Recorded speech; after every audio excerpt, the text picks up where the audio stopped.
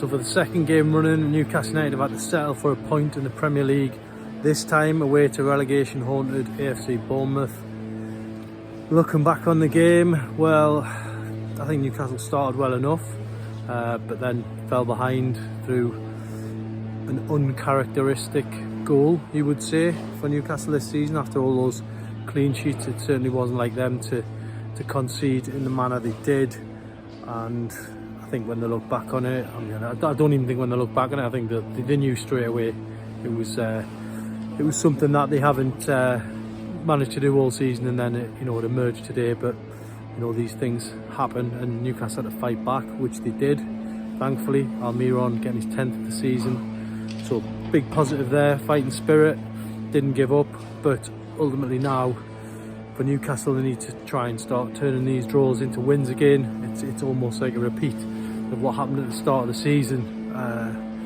They've raised the bar very high. With 16 games to go, they're in the Champions League race, so you can't get too disheartened.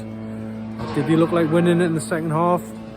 A couple of good openings, but no real clear-cut chances. And if there was one team that were going to win it, unfortunately, it was Bournemouth. But thanks to captain Kieran Trippier clearing off the line in a massive moment in the game, could be a massive moment in the season for both teams.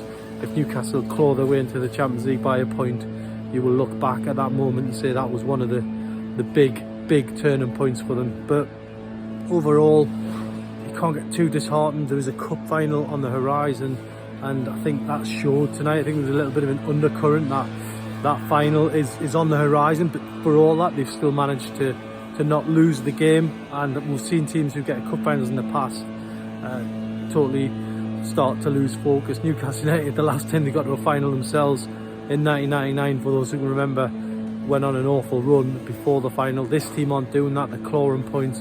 They're in the top 4.